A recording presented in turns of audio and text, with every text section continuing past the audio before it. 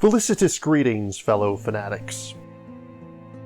Welcome back, everyone. I'm Adam the Fanatic, and today we're taking a look at Uprising Titans: The First Age, an expansion for Nemesis Games' epic 4X strategy game, Curse of the Last Emperor. Please do bear in mind that this does require a copy of the base game in order to play it. If you haven't already seen my review of such, you may wish to do that first.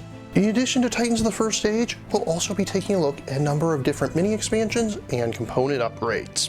And if you already have the base game yourself, then you'll be happy to know that I received an extra copy of the dice pack. As such, I'll be doing a small giveaway with these. Be sure to check the link in the description if you're interested.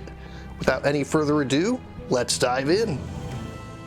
Following the arch-nemesis expansion, Titans of the First Age is the second full-scale expansion for Uprising. Before we get to the new features, it should also be noted that this expansion includes a handful of new map hexes, hordes, legions, quests, and events. These sometimes rely on the other new features in the game, but they can simply be mixed in with your existing sets of such. Punchboard also comes with a few extra resource tokens as to make use of excess room. The first major thing that Titans brings is a new set of druids as well as Aether tokens. These are both meant to work together. When placing the new druids, you'll completely replace the set from the base game. When setting up, place 4 of them at random. Do not place them face down. If an effect would cause you to discard a druid, flip it face down instead. Similarly, if an effect would let you draw one, flip one face up instead. At the start of the refresh phase, you will no longer reveal a druid. Instead, you'll check each druid's special text to see if it generates an Aether token, which you will place on that druid. As the game progresses, you may spend Aether in one of 2 ways. Firstly, in combat, you may spend Aether on a druid to activate its unique ability, even if the battle takes place on a space with a curse. Alternatively, you can spend 1 Aether from any druid in order to reroll your dice. You may only do this once per roll, but this may be used both in and out of combat on any player roll. These added options with the druids and the Aether tokens will be sure to give you an extra edge in battle. It acts as a bit of a catch-up mechanism, as druids tend to generate more Aether as things fare worse for the players. The second major addition that the expansion brings are Mercenaries, 13 unique forces that can be recruited by any player. At the start of the game, you'll place a mercenary token on each of the sea towers. When a sea tower is explored, replace the token with a card from the mercenary deck. While a hero is on that space, its player may pay the mercenary's cost to recruit them and give them to any player. That player will immediately take the mercenary's card to show that it now works for them. Mercenary forces bring many new options to battle, sometimes including the ability to use elite dice. New dice that are generally more powerful than those in the base game, including brand new wild symbols that allow you to choose a skull, shield, or lightning as you see fit. Be wary though, because once a mercenary band is defeated, it's gone for good. Well, most of the time, at least.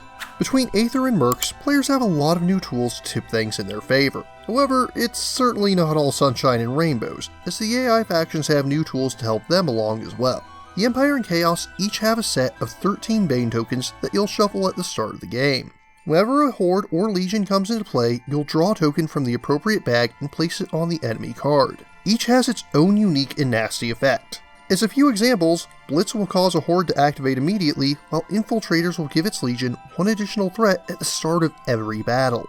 Skeletal Archers will give a Horde extra yellow dice in the archery roll, while Imperial Arsenal adds a bronze die to its Legion. All 26 of these are unique, and each is something to watch out for. For those of you that feel like you've already mastered the game, or if you're simply a masochist, there are also 3 advanced capitals to add to the game. At the start of the game, you can choose one of these to play with instead of the standard capital, increasing the pressure that the Empire can place upon you, and changing how it does so.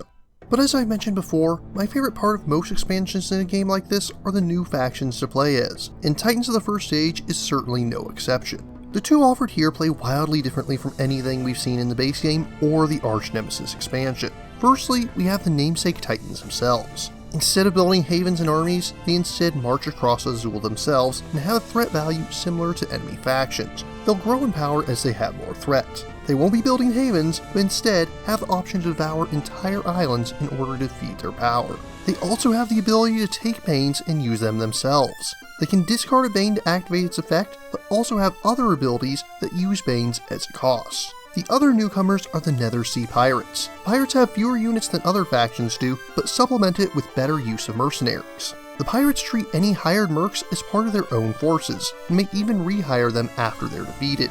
Additionally, they also make use of blade ships instead of havens. These vessels rule the ice wastes and can be used to give supporting fire against adjacent hexes. Blade ships are especially powerful when they manage to rest on the sea towers, allowing them to fire upon any space on the map. Additionally, adjacent units can move onto a space with a blade ship for free, giving the pirates a lot of extra mobility in the ice wastes. Onto the component quality, the first thing to note is that the standees, map hexes, and cards are all the same top-notch quality that the base game used. Those who are blown away by the sheer excellence of the components will be happy to learn that Titans pushes things even further this time around. Firstly, the new dice are transparent with reflective flecks inside of them to give them a metallic look that makes them easy to distinguish on the table. Secondly, we have the Aether tokens. They have a very thin layer of metal on the bottom to make them more reflective. This does mean that they're one-sided, but does make them look rather nice when that side is face up. On the subject of Aether and the Banes, the game comes with 3 drawstring bags. The Aether and Empire bags are made of velvet with embroidered logos, while the Chaos bag is made of faux leather with a printed logo. As for the Banes themselves and the Mercenary tokens, rather than simply going with cardboard, they instead went with metal core clay chips. This is the same way that professional poker chips are made. It gives them a good bit of heft for their small size. On another note, the expansion comes with 4 reference cards for terrain effects and the attack values for skeletons and garrisons.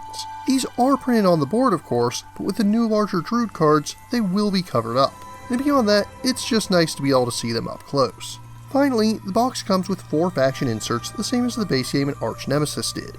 I store other parts in with the Titans since they take up so little room without havens and armies, but it has plenty of space to hold all the new pieces. And I would like to take a brief moment to mention that New Winterholm is probably my favorite tile in the game. I know that Uprising is meant to be a grim dark fantasy game, but I do love how it paints that there's a bit of light starting to break through the darkness, however bleak the rest of the game may seem. But as aforementioned, Titans of the First Age isn't the only thing that Nemesis Games has just released. First, we have a couple of mini expansions to look at. Firstly, the Allies of Azhul mini expansion comes with 20 new feat cards, one for every hero. These will be added to your hand at the start of the game, with each of them bringing in a new way to directly help other players. When I reviewed the base game, I alluded to Ronja's Wiles being my favorite feat card in the entire game. Now, through the use of reparations, she can give this effect to anyone. And that's not the only mini expansion available to help players out. Also available is the Blessing of the Old Gods pack. This is a set of 9 cards plus a rule card. By default, the players will draw 1 card whenever a Horde or Legion is placed by anything other than an event card. Each blessing will give you a powerful effect, but it can only be used once, so be sure to time it wisely. And now, it's time to look at some component upgrades. Firstly, we have a dice tray. This is a standard 6-sided flat folding tray with snaps to hold it together when it's in use. The bottom is made of faux leather, while the inside is lined with velvet, imprinted with the image of a Koloth, which seems to have more or less become the unofficial mascot of the rebellion. We'll be seeing more of that in a moment. Next, we have the Painted Curse Minis pack, which is just what it sounds like. A set of 9 painted miniatures to replace the Curse standees included in the base game. Unlike the trio of prints for the standees, they only use a single sculpt. They do look quite impressive, with 2 tones of green for the tentacles, and then at the base you have translucent blue to show them breaking through the ice below. They look amazing, and if you have the Arch-Nemesis expansion, they'll make the Kraken look even more threatening than before. Next up, we have the Deluxe Components set, which takes the already impressive components in the base game and brings them up to par with Titans of the First Age. Firstly, you have a full set of 120 wooden resource tokens, each shaped to the piece in question. This is the same amount that came with the base game, so you'll have a few more cardboard pieces if you have the expansions. Secondly, you have a set of Legion target markers. These are made in the same poker chip style as the Banes from Titans and replace the cardboard tokens that came with the base game. Next, we have a large Koloth chapter tracker. It certainly stands out more on the board than the old tracker, and keeps more with the theme of the Koloth being a sort of mascot. On that note, there's also a massive metal first player marker. Once again, a Koloth. This piece is clearly the focal point of the deluxe pack, and comes fully painted, and it simply looks great even at a distance. And on the subject of metal components, we also have 20 activation markers. For your sake, I hope you never have that many on the board at once. Like those in the base game, these are double-sided, with one side representing legions and the other hordes. While most of what we've seen thus far has been focused on the base game, aside from 2 of the target markers. But for those who have the Arch-Nemesis expansion, you'll also find a set of 9 wooden omen tokens. These are double-sided with English on one side and German on the other. and beyond that you also have another faux leather drawstring bag to shuffle them in. And finally, we have the faction trays. This set of 4 trays comes with enough space to keep all the players' components easily organized. You have the main slot for the faction board with space for their hero card and attribute upgrades on the side. You have slots for resources and action markers on the right, and above that is a space to put your feat deck. Then along the top, you have a card holder so that you don't need to keep your cards in your hand.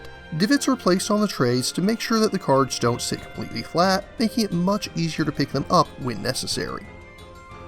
All in all, Uprising Titans the First Age is another impressive showing from Nemesis. It brings a lot of fun concepts to the game while building upon the variety that already came in the base box.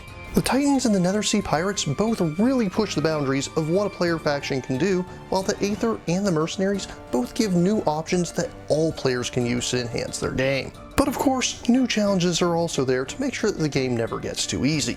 It just wouldn't be Uprising if it was a cakewalk. If you already have the base game, but aren't ready to get everything, which of the 2 major expansions should you get first? I'm honestly pretty split on the matter. As aforementioned, I do love having extra factions to play as, which does obviously pull me towards the arch-nemesis expansion. On the other hand, if you pick up Titans, the Aether does give a lot more consistency to your rolls, while the Mercenaries add additional forces that any faction can use. If your main goal is to make the game harder, then you'll definitely want to pick up the arch-nemesis expansion first. Most of the new content in that one are advanced pieces, which makes the game much more challenging. On the other hand, if you want the largest spread of new features, then you'll probably want to prioritize Titans the First Age instead. But as for Titans itself, it does what it sets out to do quite well, bringing new concepts into the game and expanding upon already existing ones. With the current expansions and upgrades available for Curse of the Last Emperor, I find it in its current state to be worthy of an enviable 9.7 out of 10. And of course, I'd be remiss if I failed to once again bring attention to the excellent tabletop simulator mod available for Uprising Curse of the Last Emperor. This includes not only everything from the base game, but every major and minor expansion I've covered thus far. It even has a preview of 5 arch-nemesis event cards as well. It includes everything you need to play either by yourself or with friends online. Be sure to check the link in the description below if you want to try it for yourself. Uprising and its expansions are not available through standard distribution. If you're interested in purchasing, you'll either have to do it through Nemesis directly, or you'll have to wait and see if they do another crowdfunding campaign for third printing. If you're interested in purchasing or learning more, links are included in the description. But what about you? What do you think of Uprising? Which of the major expansions do you prefer? If you have any questions, remarks, or opposing points of view, leave them in the comments down below. And don't forget to like, share, subscribe, and ring that bell. If you really enjoy my work, please consider funding my channel on Patreon. Until next time, farewell, fellow fanatics.